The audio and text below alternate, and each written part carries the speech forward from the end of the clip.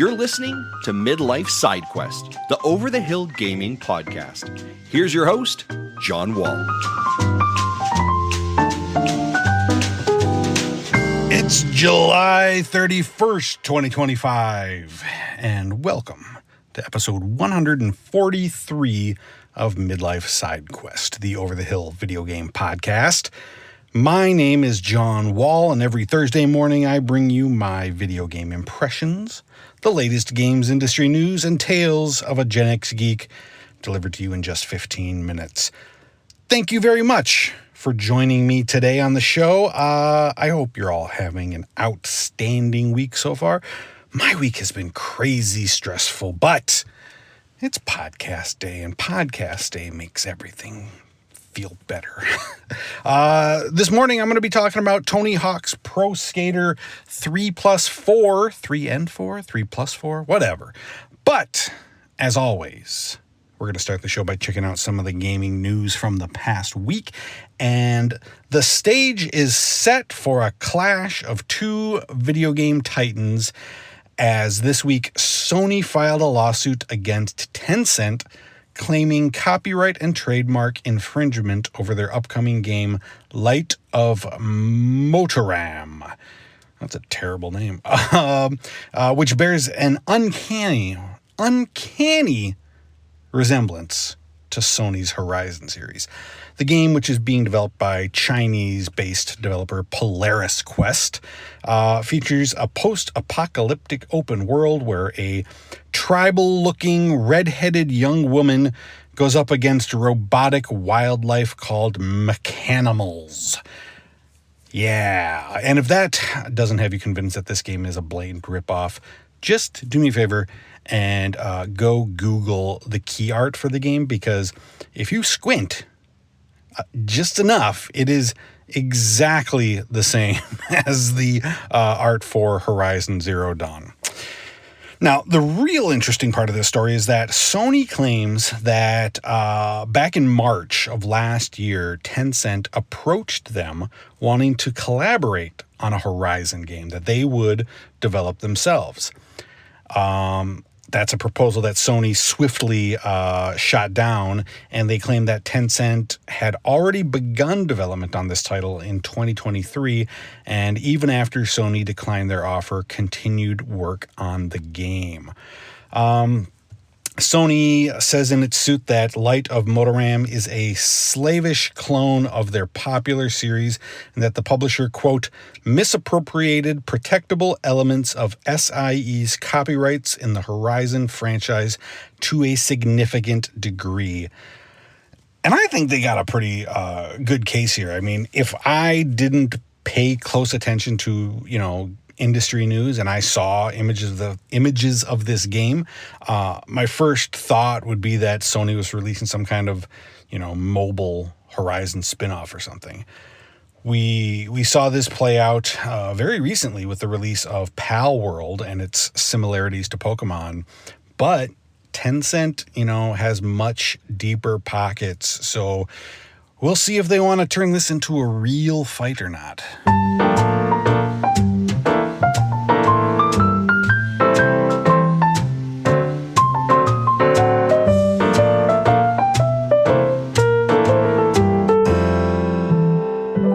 Hawk's Pro Skater was one of the most iconic and successful video game franchises of the early 2000s. It was a huge cultural influence, introducing a lot of people to the sport of skateboarding, as well as to bands like Primus, Goldfinger, and Millencolin, thanks to its iconic soundtrack. It was also a massive commercial success, reaching over $1.5 billion in sales over its lifetime. It hasn't always been kickflips and sunshine, though. After the first 4 Pro Skater games, they released the 2 Underground games, which, were fine, but didn't quite pack the same punch. And then they fumbled their way through a number of flops like American Wasteland and Project 8 before the deal with Hawk and Activision expired in 2015.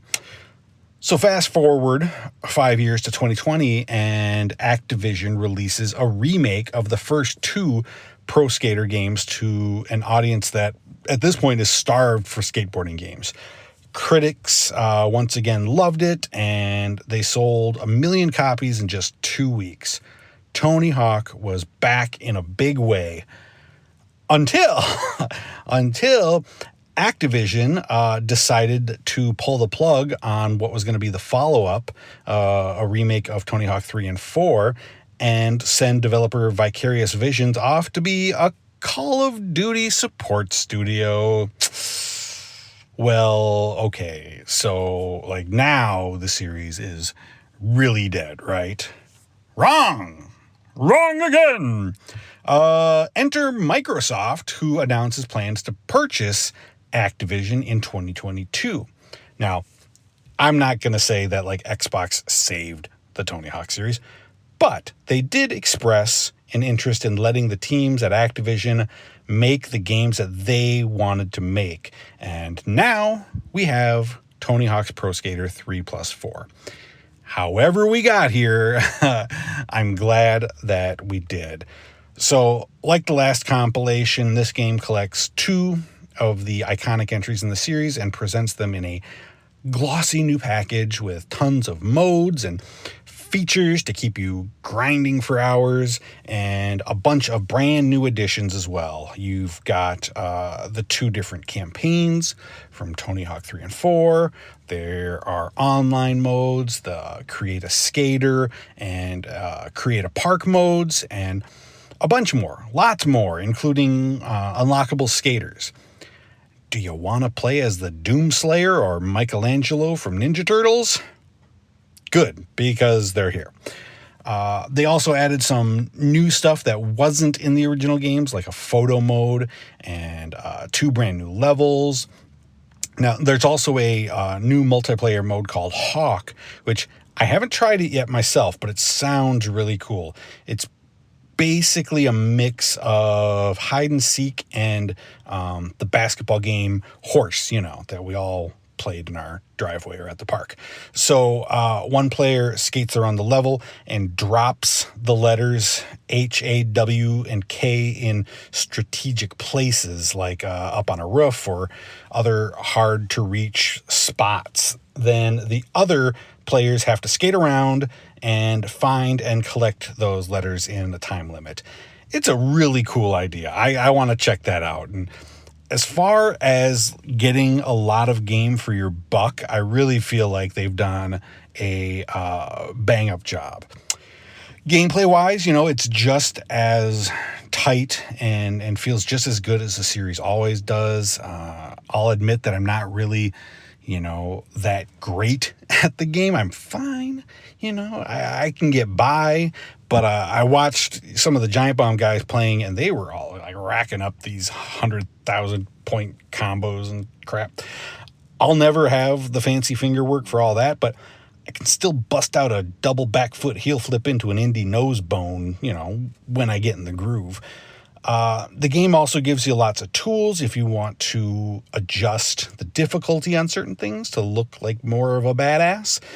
You can change the time limit on the levels, double your trick scores, give yourself perfect balance, always full special meters. I really love that more games are letting you tweak things and tweak difficulties the way that you want to make it more fun and not getting all precious about, it's meant to be difficult. From Soft. Excuse me. Another thing that has been a big topic of conversation around this game is the soundtrack. Now, everyone knows how important the music is to a Tony Hawk game, but in this remake, they only brought back 10 of the songs from the original game out of like 70. It's probably, due to a combination of licensing issues and, Tony wanting to include new music that he's into. He's admittedly, has a big role in picking the songs, but either way, there's not much that moved over. Now, here's a pro tip for you. I'm not sure if this works the same way on PlayStation, but if you're playing on Xbox, all you got to do is open the Spotify app on your Xbox dashboard and load up the Tony Hawk soundtrack of your choice, and then you just jump into the game and it seamlessly incorporates the Spotify music stream. It keeps all the sound effects and the dialogue and all that, but it swaps out the music so you can really put on whatever songs you want, which is really cool. They've tweaked things here and there, adding some things and removing a couple of things, but Tony Hawk Pro Skater 3 and 4 is still just an absolute blast. Exploring the levels and finding all the cool little secrets and completing all the challenges. It's just been hours and hours of fun. It looks great, it plays great, and it is just a great kind of, have the windows open summer chill game. I'm really curious now to see what they do next, and if we end up with another remake compilation, or if they take a big swing and release something brand new like a Pro Skater 6 maybe.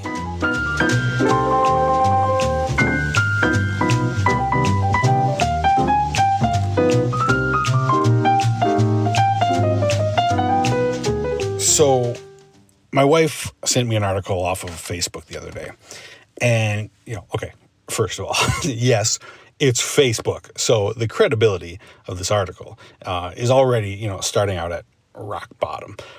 But it still managed to piss me off anyway because, so this article was from financebuzz.com. Got to make sure I get that right. Financebuzz.com, who I am unfamiliar with.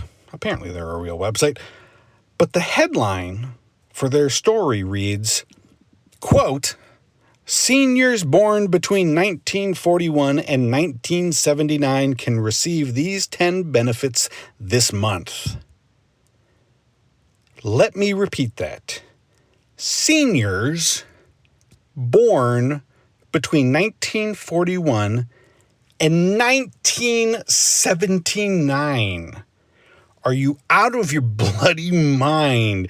If you were born in 1941, okay, you're 84 years old. That's fine. You're old. You're a senior citizen. But 1979, you're not even 50 yet. That's not how this works. Now listen, I'll be the first to complain that I'm starting to feel like an old person. I'm tired all the time. My bones and joints ache. I take like a dozen pills a day. Young people annoy the crap out of me. All of the hallmarks of an old fart. But deep down, I think I know that I still have, at least a little bit of spring in my step. I'm not ready to spend my afternoons at the bingo hall and eat my Stouffer's microwave dinner while watching Wheel of Fortune. Not yet, anyway. So slow your roll, financebuzz.com. I appreciate the heads up on all the great deals, but I'll get back to you in about 15 or 20 years, all right? Now, if you excuse me, 60 Minutes is coming on. Thank you so much for listening to Midlife Side Quest. I really appreciate you making time in your day to hang out with me. You can catch a new episode of the show every Thursday wherever you listen to podcasts, and you can support the show by subscribing and leaving a review. So until next time, be well and happy gaming.